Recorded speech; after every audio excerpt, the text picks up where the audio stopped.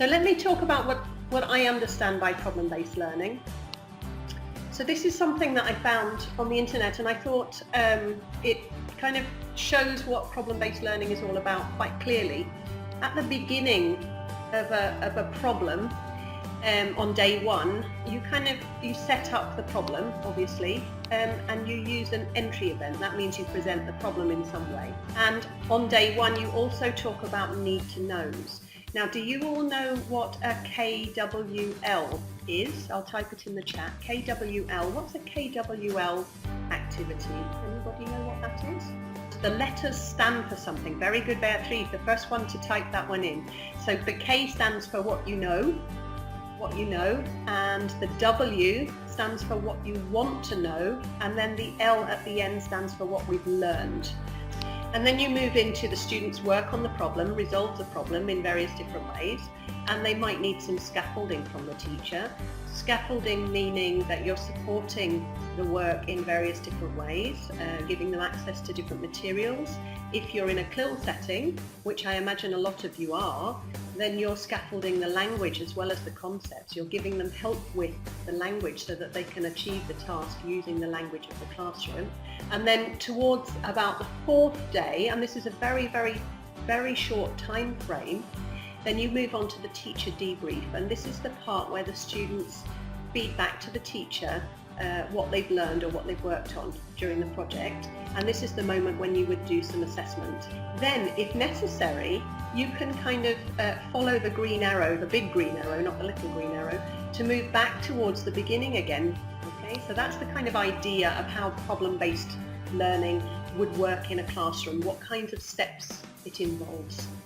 So this is where I'm going to describe a little bit, okay, where can we find those problems? What can we do to actually get started with this? Because that's all theoretical, this is what you need to do, these are the steps that you need to take.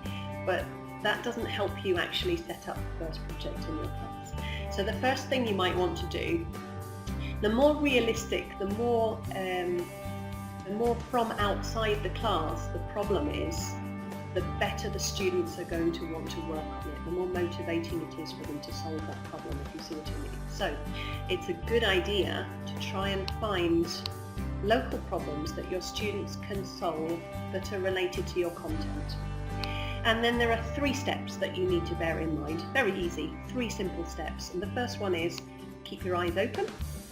And the second one is linking problems or projects to your learning objectives, which I've just been talking about. And the third one is letting students drive the project. Okay. After the webinar's finished, for a million more ideas, if you follow the link to Mrs. O's house, which is this one here, and you can probably see that very clearly on the PowerPoint. This is a teacher in the States who does a lot of problem-based learning, and she's got a website with all the problems that she's done. We're talking about probably 150 different problems to choose from. So if you can't find something to use with your students in that page, I would be very surprised. Okay, so we've talked about some kinds of ideas that you might want to work on, but Mrs. O's house has hundreds more.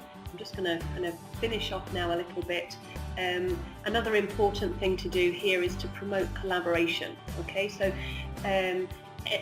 many of the jobs that students will find themselves doing when they leave school involve collaboration in some way. They're going to have to learn to work in teams, in groups. Okay, that doesn't mean that you have to insist. We've talked about this already in the webinar, but you don't have to insist that they work in groups all the time, but they might need to access information from other groups at certain points in the process. Okay, I'm just going to have a look at the chat because there's a couple of things here. If we have these type of questions, the students won't use English but their mother tongue. I'm a teacher of English. That's inevitable because they do that because they don't have the language to say what they want to say. Okay, so what you need to do is kind of anticipate as much as possible and reward English use when it happens. You can take a moment to listen to what they're saying in their mother tongue and say, fantastic ideas, and let's see how we can say that in English and work towards becoming more literate.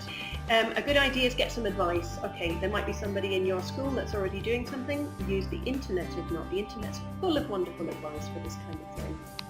And this is just what I was saying to Martha just now. Don't expect things to be perfect, whether that be their language use or their group work or their collaboration or the solutions that they come up with.